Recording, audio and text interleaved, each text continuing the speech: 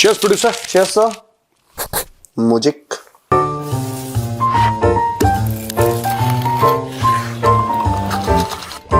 Cheers. हाँ, बताओ क्या खबर है? खबरों से पहले सर, पाकिस्तान की खुशी आपको याद है? ओए, एक पंजाब की लेडी आई, उसने तो शादी कर ली, हमारे यहाँ धर्म बदल लिया, ये है वो, पूरा सेलिब्रेशन जम के हुआ। सरबजीत कौर। सरबजीत कौर। हाँ, अब वही पाकिस्तान की पुलिस कह रही है, भाईजान ये तो रात ही एजेंट लग दिया है। क्यों, तुमने कभी सोचा है प्रोड्यूसर कि पाकिस्तान का हैप्पीनेस इंडेक्स इतना ऊंचा क्यों रहता है हर समय? उसका कोई लॉजिक नहीं है। ये ऐसी छोटी टुच्ची चीजों में खुश, किसी ने मजहब बदल दिया, पूरे पाकिस्तान में खुशी की लहर। मुझे समझ में नहीं आता इनका क्या है। आज की तारीख में उसी औरत को कह रहे हैं कि ये रॉकी एजेंट है। राधी एजेंट है। वो कह रही है कि मुझे प्यार हो गया। वो कह रही है कि 9 साल से इश्क मोहब्बत चल रही थी, ऑनलाइन लूडो खेल रहे थे हम लोग। तो वही तो कर रहा था वो लूडो वूडो, पता नहीं कौन सा गेम के थ्रू, वो इंस्टाग्राम पे, पता नहीं कैसे मिली वो, और फिर वो वहां पे चली गई। पता नहीं क्या ही है यार इश्क मोहब्बत। But it takes very little to make Pakistanis happy.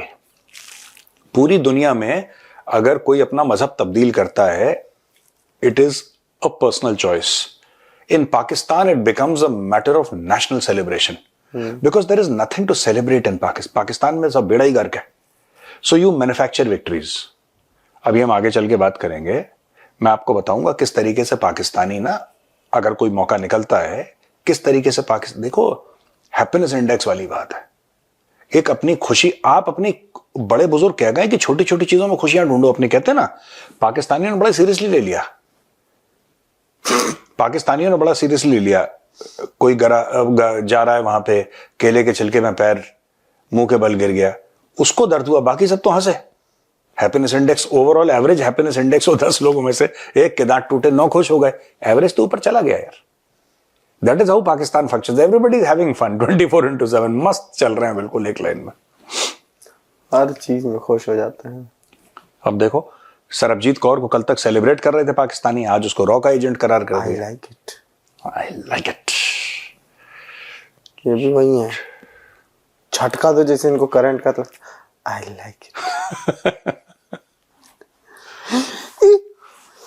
Sir, वो ठीक है. एक खबर आई सर, मुझे थोड़ा सा आश्चर्य हुआ ये खबर पढ़ के. डॉन ने छापी बड़े प्राउडली. डॉन को लगा क्या बात है, डॉन मेरा मुल्क तरक्की कर रहा है. हाँ. पाकिस्तान का जो ट्रेडिंग कॉर्पोरेशन ऑफ पाकिस्तान है, हाँ. उसने बोला है 1 लाख टन चावल खरीदेगा वो,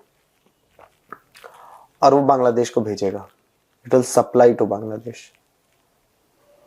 1 लाख टन चावल वो बांग्लादेश को सप्लाई करेगा. White rice. Are they selling और एक्सपोर्ट सर आ रहा है. टेक्निकलिटीज में अगर मैं घुसूं तो सर, वो मैं अभी तक ये क्लियर नहीं पढ़ पाया. देखो, पाकिस्तान इस पोजीशन नहीं है कि 1 लाख, पाकिस्तान इस पोजीशन नहीं है कि 1 किलो चावल दे दे किसी को. तो बेसिकली क्या है कि मैं बता रहा हूं सीरियसली, पाकिस्तान खुद भीख मांग के खा रहा है. ज़कात का तो खाना खाते हैं लोग. तो ये लोग क्या कर रहे हैं, देखो एक बात ध्यान रखना, पाकिस्तान क्या गेम खेल रहा है इसमें, मैं आपको अभी बता दूं. पाकिस्तान का जो एग्रीकल्चरल फेलियर है, it is not because Pakistan में जो काश्तकारी है या जो किसानी है वो फेल हो गई. वो फेल इसलिए नहीं हुई कि पाकिस्तान का किसान नालायक है, नहीं. पाकिस्तान की मिट्टी वही है, खासतौर से पंजाब में जो यहां की मिट्टी है. हाँ, यहां पे जो इंडियन पंजाब का किसान है ना, वो पाकिस्तानी पंजाब के किसान से 20-50 साल आगे है. टेक्नोलॉजी में, सीड में, सरकार की जो मदद होती है, ये सब उसमें 20-50 साल आगे है. लेकिन मिट्टी वही है, पानी वही है, वेदर पैटर्न वही है, क्लाइमेट वही है. पाकिस्तान का बेड़ा गर्क कहां पे होता है मैं बताता हूं. ये जो पूरा ये देखो, पाकिस्तान में अगर 70% लोग ये कहते हैं कि वो फार्मर हैं. Pakistan is largely a village society. Pakistan गांव की एक सोसाइटी है, एक फ्यूडल टाइप की सोसाइटी है, जहां पे हर दूसरा बंदा ही मतलब ही इज इनटू फार्मिंग और रिलेटेड स्टफ।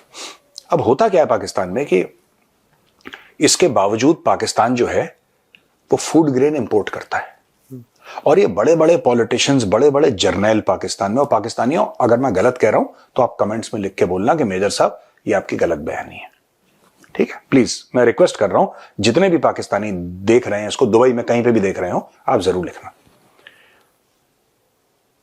जो होता ना मिट्टी को जरखेज कहते हैं, जो कि फर्टाइल मिट्टी होती है, मिट्टी जरखेज है।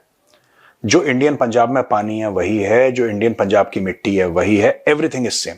हाँ, हमारी टेक्नोलॉजी उनसे 20-50 साल आगे, राइट? नंबर 1। नंबर 2, अब ये देखना, ये 1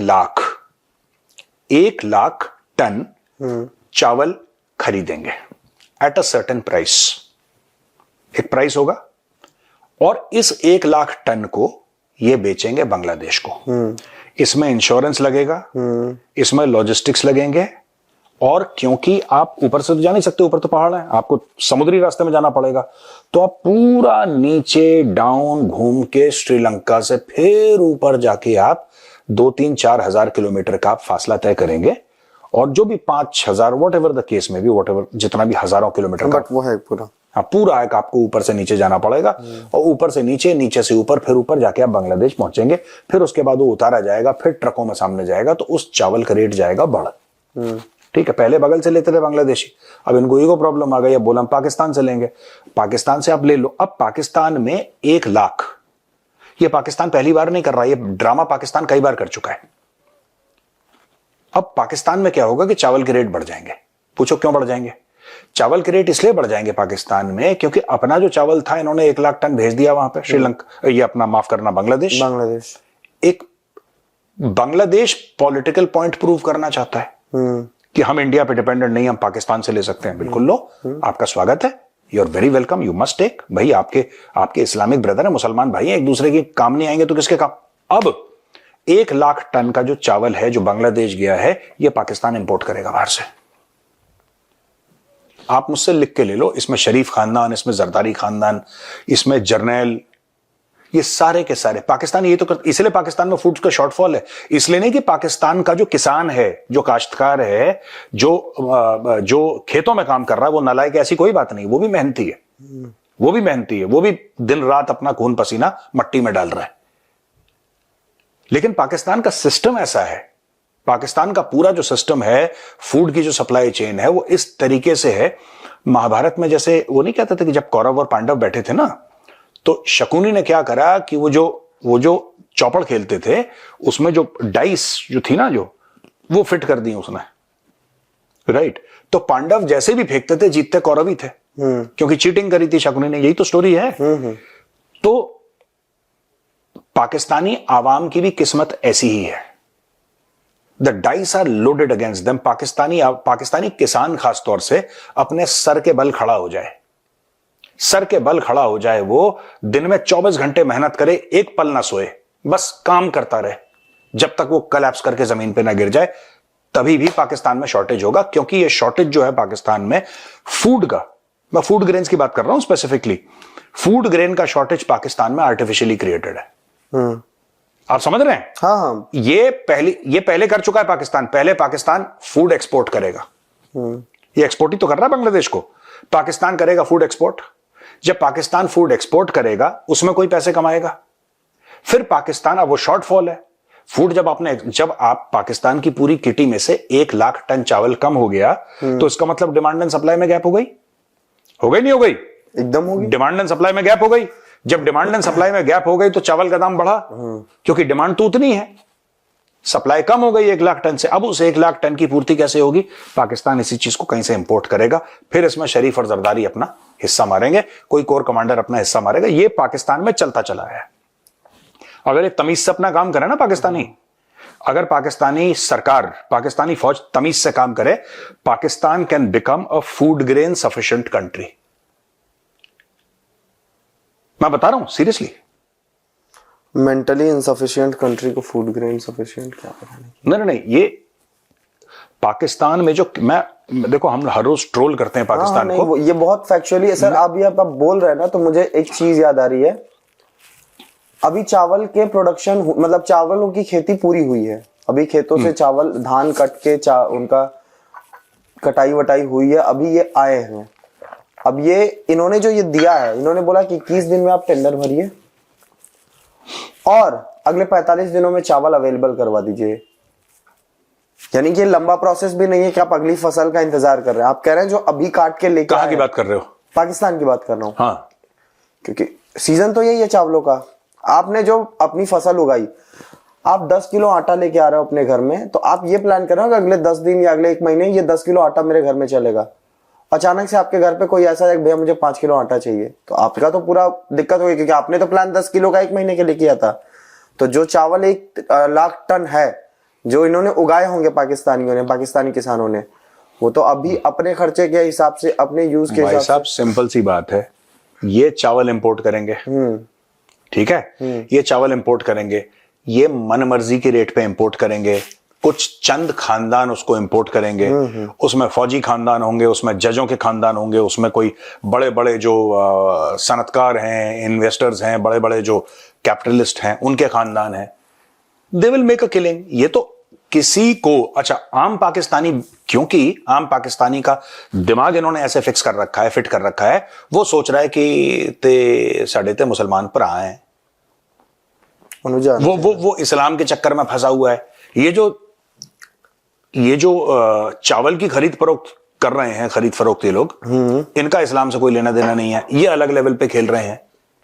ये भेजेंगे बांग्लादेश को, यहां पे स्कैरसिटी होगी, वो इंपोर्ट करेंगे। ये पाकिस्तान में तो हर साल होता है यार, इस बार इन्होंने बांग्लादेश को पकड़ लिया, तो हर साल यही काम करते हैं। अब आपने ये जो बोला है सर ना कि बड़े बड़े लोग करेंगे, हाँ, इसके लिए भी उन्होंने कर दिया, ये श्योर किया है कि बड़े लोग ही कर पाए, क्योंकि इन्होंने लिखा है कि companies can bid for minimum 25,000 ton और multiple with max 1 lakh ton ±5%। मतलब जो एक कंपनी बिड करेगी वो चावल देने के लिए, उसको कम से कम करेगी 4 कंपनियां तो लेंगे ना। उसके पेट का हजम 25 लाख टन का होना चाहिए। 25,000 टन का, 25,000 टन का, माफ करना, 25,000 टन का उसका होना चाहिए। किसान के पास तो नहीं होगा, किसान तो मर जाएगा, किसान कहां से करेगा? जो उसके पास 5 टन 10 टन हो जाए बहुत बड़ी चीज हो जाती है। जो छोटा जमींदार है वो तो गया। इसका मतलब जो ये देखो, सुनो, साफ सीधी बात है, एक रेट तय होगा बांग्लादेश के साथ, ये बोलेगा कि मैं तुम्हारी पूरी फसल उठा रहा हूं, तुम मुझे इस दाम पे दो।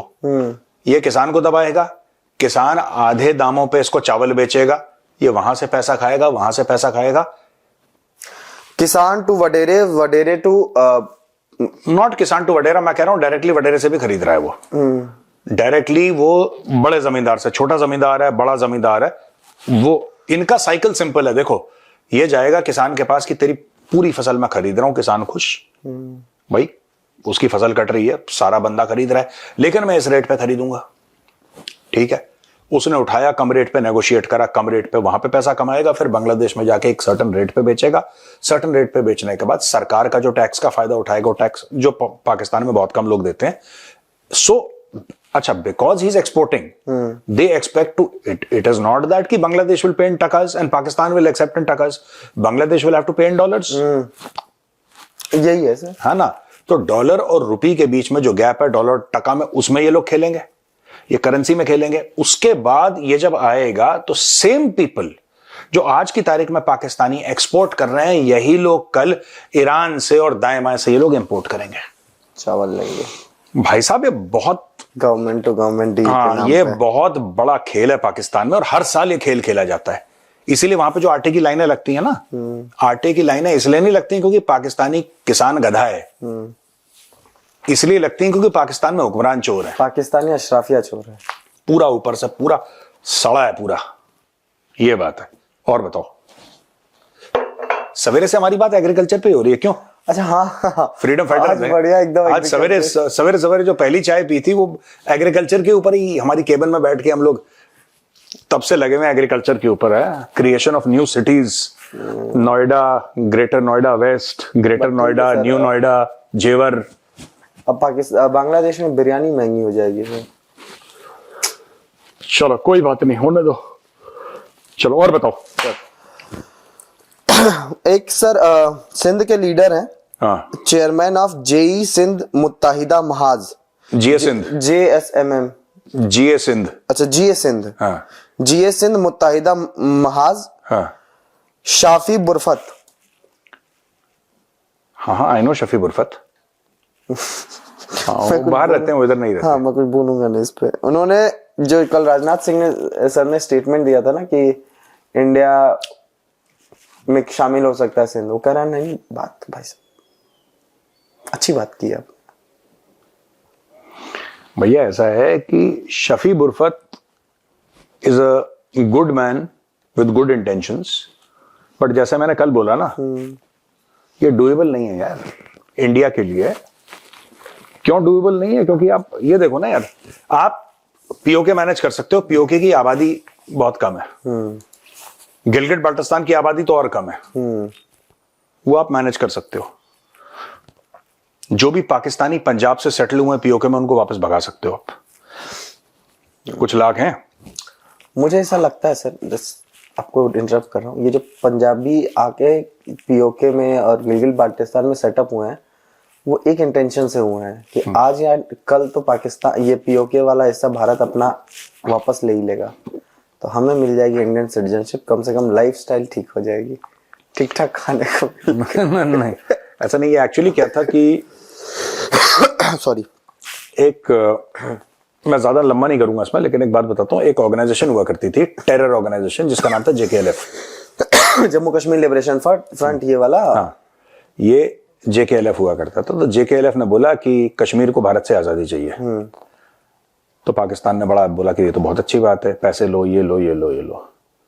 फिर कुछ JKLF के लीडर्स ने बोला कि यार कुछ कश्मीर तो पाकिस्तान के हिस्से में भी है, हमें उससे भी आजादी चाहिए।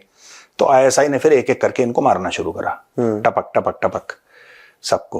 और रैप म्यूजिक गाए, सर तन से जुदा, यो बेबी, सर तन से जुदा, सर तन से जुदा, सर तन से जुदा, सर तन से, यो बेबी, सर तन से जुदा, ये सब करा पाकिस्तानियों ने। तो JKLF में ताला लग गया। ठीक है। काफी समय पहले इन्होंने चाइनीज मॉडल, जो चाइना ने तिब्बत में अपनाया था, हान चाइनीज, जो majority of the Chinese population है, दे आर हान चाइनीज, HAN, हान चाइनीज को लाके इन्होंने तिब्बत में सेटल करा, और हान चाइनीज मेल्स जो थे उनकी टिबेटन फीमेल से शादी करी और डेमोग्राफी चेंज कर दी। Majority of the people today in no, Tibet की बात नहीं करूंगा अब मैं, majority of the people today in POK, ठीक है, identify themselves as ethnically Punjabi. जबकि मेजॉरिटी इलाका जो है वहां पे, जो गलत तरीके से पाकिस्तान ने जिस पे कब्जा करा है, वो जम्मू का है, दैट इज नॉट कश्मीर। वो जो इलाका, जो POK हम जिसको कहते हैं ना, उसमें कश्मीर बहुत कम है, उसमें ज्यादा इलाका जम्मू का है, जो पाकिस्तान ने इलीगली ऑक्यूपाई कर रखा है।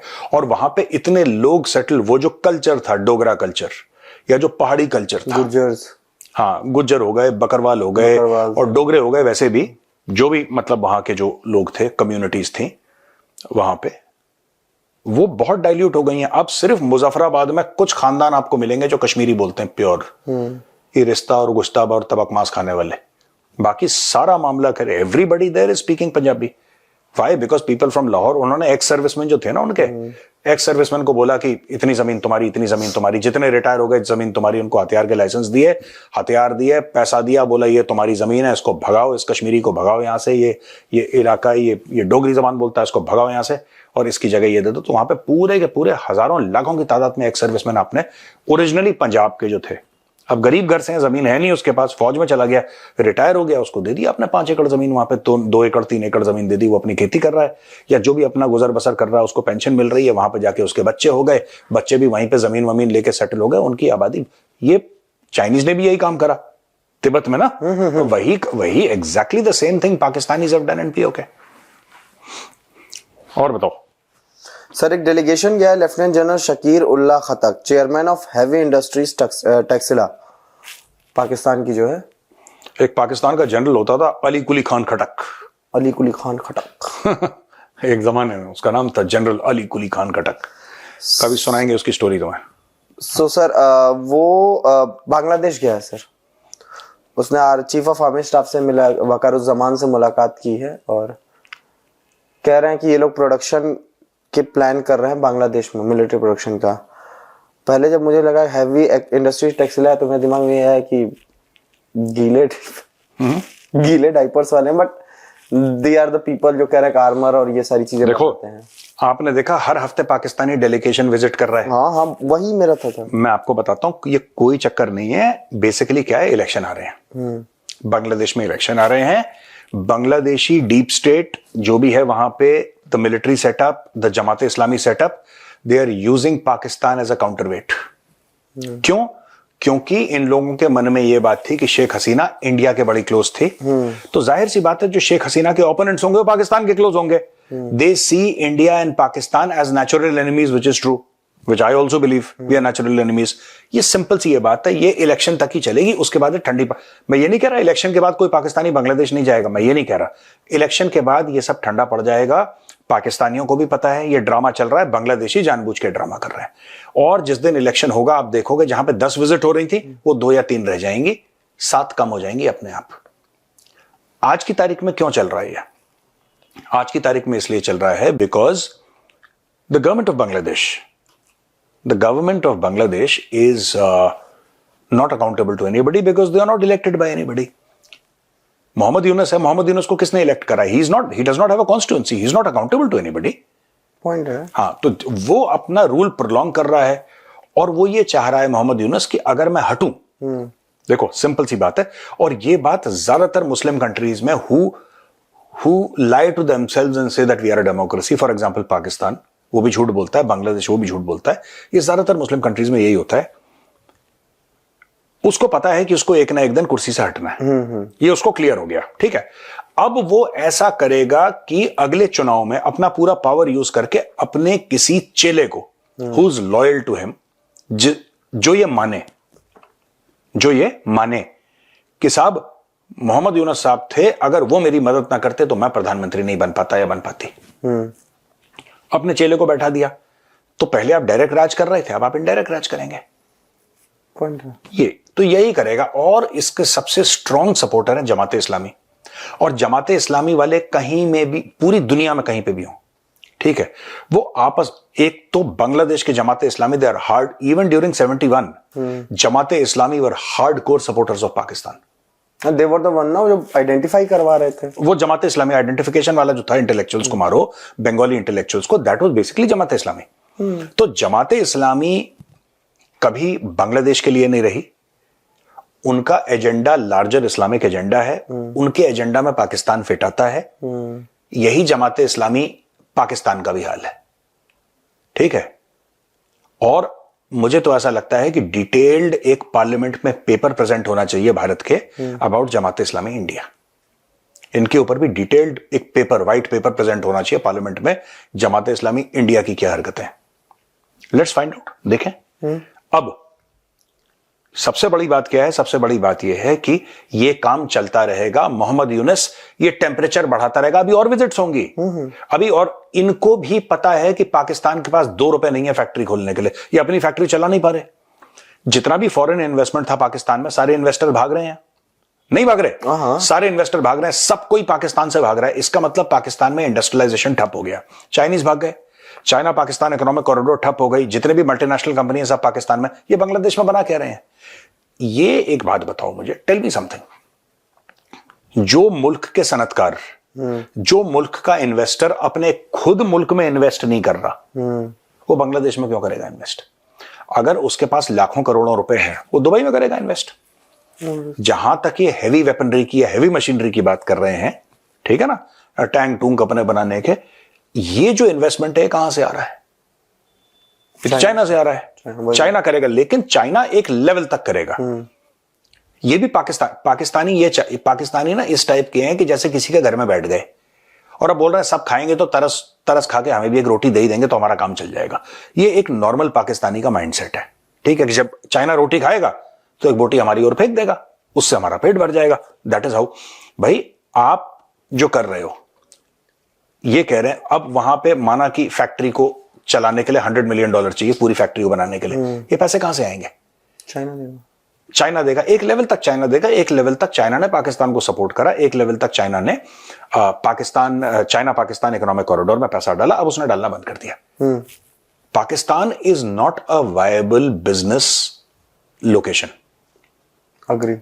है ही नहीं पाकिस्तानियों में देखो, and I don't mean to taunt, मैं इसको ना टॉन्ट करना चाह रहा ना मैं उनको ट्रोल करना चाह रहा, नहीं देखो सुनो, इसमें कोई बुरा मानने वाली बात नहीं है, पाकिस्तानियों को बुरा नहीं मानना चाहिए, नीचे गालियां लिखो मुझे, टैलेंट नहीं है पाकिस्तानियों में, वो कैपेबिलिटी नहीं है पाकिस्तानियों में। ये ठीक है कि दुकान खोल ली, गाय भैंस काट ली, बकरे काट लिया, मुर्गा काट, इतने तक ठीक है पाकिस्तानियों का, ठीक है, कुछ हाँ गधे बेच दिए, कुछ कपड़े सिल लिए, इससे ज्यादा पाकिस्तानियों में कैपेबिलिटी नहीं है। Wherever they have tried they have failed, कोशिश पूरी करी उन्होंने भरपूर, ये पाकिस्तानी फेल हो जाते हैं, कोई दिमाग वहीं पे कि इस जानवर को काट के बेच दिया। इससे ज्यादा उनमें आप उम्मीद लगाएं कि पाकिस्तानी कुछ जादू कर देंगे, कोई मुआवजा हो जाएगा, वहां पे कोई मिरेकल हो जाएगा या कोई मैजिक हो जाएगा, तो भैया ये नहीं होने वाला पाकिस्तान। तो ये अभी फिलहाल के लिए सारा का सारा बांग्लादेश के इलेक्शन तक जा रहा है, बांग्लादेश के इलेक्शन के बाद ये 70% डिस्काउंट पे चलेगा, पाकिस्तानी फौज फिर भी जाएगी, पाकिस्तानी फौज फिर भी जाएगी, पाकिस्तानी लोग फिर भी जाएंगे वहां पे, फिर ये दिखाने के लिए, and this is 100% Pakistan and Bangladesh का 100%, it is optics being shown to India. इन दोनों की इंडिपेंडेंटली कोई औकात नहीं है। पाकिस्तान को कुत्ता नहीं पूछ रहा आज की तारीख में, मैं बड़ी जिम्मेदारी से कह रहा हूं, पाकिस्तान को कुत्ता नहीं पूछ रहा। अग्री, ठीक है, ये कुछ नहीं, अपनी जमीनें बेचते हैं और इनका और कुछ नहीं है, घर के बर्तन बेचे, ट्रंप ने आशीर्वाद दे दिया, इसी में खुश हैं। आप ये बात कर रहे हैं सर, तो मुझे एक चीज बस याद आ रही है, लास्ट में बोलूंगा। खालिदा जिया भी प्राइम मिनिस्टर रही बांग्लादेश की, शेख हसीना ने इन दो ही ने रूल किया जब से बांग्लादेश बना, मतलब इनकी फैमिलीज या ये ज्यादातर यही पार्टीज आई हैं। इससे पहले तो कोई रिलेशन बना नहीं, तो खालिदा जिया की पार्टी अचानक से आने के बाद अपना वो तो माइंडसेट तो चेंज करेगी नहीं। हाँ। वो भी तो उसी माइंडसेट पे रहेगी जैसा वो रही है, क्योंकि उनके भी हस्बैंड जो है खालिदा जिया के, हाँ। वो भी बांग्लादेश जो फ्रीडम मूवमेंट था उसमें उन्होंने एक्टिवली पार्ट लिया। Correct, he was very close to Sheikh Mujibur Rahman. हाँ। तो इनको पता है कि जीतेगी तो बीएनपी ही जीतेगी, कोई नेशनल सिटीजन पार्टी बना लो, जमाते इस्लामी का वोट बैंक नहीं है, वो भीड़ इकट्ठा कर सकती है। तो जब तक बीएनपी नहीं आ रही है तब तक जो भी अपनी गोटियां सेट करना चाह रहे हैं कर ले, गारंटी इलेक्शन होंगे, बांग्लादेश नेशनलिस्ट पार्टी जीतेगी, खालिदा जिया या उसका बेटा या कोई पार्टी मेंबर प्राइम मिनिस्टर बनेगा, उसके बाद पाकिस्तान का पूरा पत्ता वहां से कट जाएगा बांग्लादेश से। देखो मैं एक बात बताता हूं, खालिदा जिया अगर प्रधानमंत्री बनती है बांग्लादेश की, एक बात ध्यान रखना कि अगर वो बन जाती है, कोई उसका बेटा बन जाता, कोई XYZ बन जाता खालिदा जिया का, होगा उसमें वही कि she is or she will be accountable to the people of Bangladesh. Agree, ठीक है, आप लोगों को जो करो XYZ, ये लोग कहते हैं 1400 लोग मार दिए इसने, शेख हसीना ने ये कर दिया वो कर दिया, जो भी है, और मैं कह रहा हूं मार ही दिए होंगे उसने 1400 ना। Fact of the matter is that as a elected representative of the people you are accountable. वो अकाउंटेबिलिटी कहीं नहीं जाती, आप उसको मानो ना मानो, आप गुंडागर्दी करो, लोगों को मरवाओ, अलग बात है, लेकिन you are accountable. Problem is that Mohammad Yunus is not accountable. Mohammad Yunus से कोई आप पूछ ही नहीं सकते, अभी तक यही क्लियर नहीं हुआ कि मोहम्मद यूनुस को बनाया किसने। This is a big mystery. Mohammad Yunus chief adviser किसने, वो कह रहा मुझे स्टूडेंट ने बनाया, ये मोहम्मद यूनुस को बनाया किसने यार? I don't know. वो कहता है मुझे स्टूडेंट ने बनाया, स्टूडेंट ऐसे कलाकार है वो अपने एग्जाम नहीं पास कर पा रहे, they are not able to pass exams. उसने जो एग्जाम में फेल हो रहे हैं वो मोहम्मद यूनुस को चीफ एडवाइजर बना रहे हैं, वो उसको सपोर्ट कर रहे हैं, पता नहीं क्या है। तो मैं तो यार, मेरा तो I have got very strong opinions about this. And sir एक चीज है, दीप हल्दर है जो जर्नलिस्ट है, हाँ। उनकी एक बुक आई है बांग्लादेश को लेके, और उनका एक कमेंट आया, मैं बस इस पे लास्ट आपका बुक जानना चाह रहा हूँ। उन्होंने एक चीज बोली है जो मुझे थोड़ी सी खटकी, कि बांग्लादेश को इंडिया अभी भी 1971 के प्रिज्म से देख रहा है, जबकि बांग्लादेश का तरीका और बहुत सारी चीजें बदल गई हैं। ये कितना सही हो सकता है? ये ठीक है, बात गलत नहीं है। तो भाई जो हमने करा हम तो अपने प्रिज्म से देखेंगे, बांग्लादेश को अपने प्रिज्म से देखना है। अपना इतिहास भूलोगे तो हाँ, नहीं, मैं ये कह रहा हूं कि बांग्लादेश को पूरा हक है कि वो अपने आप को किस प्रिज्म से देखे। We can not tell Bangladesh कि you look at yourself through the 1971 prism, right? And Bangladesh cannot tell us कि this is how you look at, we will look the way you like, you can look at India the way you like. Bangladesh India को जिस prism से देखना जाए, you are very welcome. We cannot stop you. Similarly, you cannot stop us. End of story. इससे ये सच्चाई नहीं बदलती कि इंडियन आर्म्ड फोर्सेस ने बांग्लादेश बनाया। Bangladesh was created by the Indian army, Indian navy and Indian air force. ये बात सच है। ये बांग्लादेशी माने ना माने, पाकिस्तानियों की तरह अपनी ये टेक्स्ट बुक और अपनी जो किताबें हैं स्कूल की सिलेबस चेंज कर दें, सच्चाई यही है, ठीक है, कि अगर आर्मी, नेवी और एयरफोर्स इंडिया की नहीं होती, ये अभी भी ईस्ट पाकिस्तान में टिक्का खान या उसके बच्चे, जो भी छोटा टिक्का, बड़ा टिक्का, मटन टिक्का, चिकन टिक्का, जो भी होता है, उसके बच्चों से जूते खा रहे होते हैं। ये fact of the matter is this, ठीक है। had it not been for the greats like General Sam Manekshaw, later Field Marshal, or General Sagat and General Jagjit Singh Arora, JFR Jacob. General Jacob was in staff actually at that point in time. Okay. He was in staff. Actually, commander on ground was General Arora here. He was the Eastern Army commander, na, that time. The Eastern Army Command pretty much made Bangladesh. They are the father of... the Air Force, Indian Air Force had a lovely role to play. Dhaka bombing ना, उन्होंने नहीं, वहां पे उससे aircraft carrier से bomb Chittagong यार, चिटागोंग था, तो वो तो आईएनएस ढाका ढूका सब इन्होंने। तो ये जो चीजें थी ना, ये ना माने बांग्लादेशी, ये ना माने। General Jacob had a big role to play, by the way. Let me be very clear, but I'm talking from the point of view of those who put their boots on ground. किसी एक दिन हम लोग एक काम करेंगे, ठीक है। लोगों को पता नहीं है, बिकॉज लोगों को जो बताया जाता है ना, लोग वो समझते हैं और उनकी गलती भी नहीं है, ठीक है। One day we should have a discussion on 2 generals of the Indian army, 2 generals of the Indian army. दोस्तों, किसी दिन हम बताएंगे। दोनों राजस्थान से थे, दोनों जनरल। एक थे जनरल हनूत और एक थे जनरल सगत सिंह। आप इनके बारे में पढ़ना, तब आपको ये पता लगेगा कि क्या खतरनाक। And general Sagat was very unstoppable यार। You know the Chinese were scared of General Sagat. पुर्तगालीज वो तो नहीं, पुर्तगालीज का तो खैर पुराना खेल हो गया। जनरल सगत सिंह से ना चाइनीज डरते थे। मार तो दिया था कितनों को। हाँ, कौन सा मार्केट था सर मुझे? वो पीछे, वो नाथुला के पीछे। जनरल सगत से general Chinese to shake hearing general Sagat Singh name. And at that time सब, and you know all this thing, you know, Battle of Chavinda, बड़ा पिंड, all these things ना, ये जो पूना हॉर्स वाली स्टोरी है। And at that time lieutenant colonel Hanut Singh, later on lieutenant general Hanut, वो यार ये बड़े माँ काली की पूजा करके ये बहुत टाइगर हुआ करते दोनों के दोनों। एंड जनरल सगत वो तो जीनियस यार, वो तो फॉरएवर इन ऑपरेशंस टाइप के थे वो जनरल, खतरनाक एकदम बिल्कुल। चलो आज का खत्म करते हैं दोस्तों, चलिए भैया, राम राम, जय श्री राम।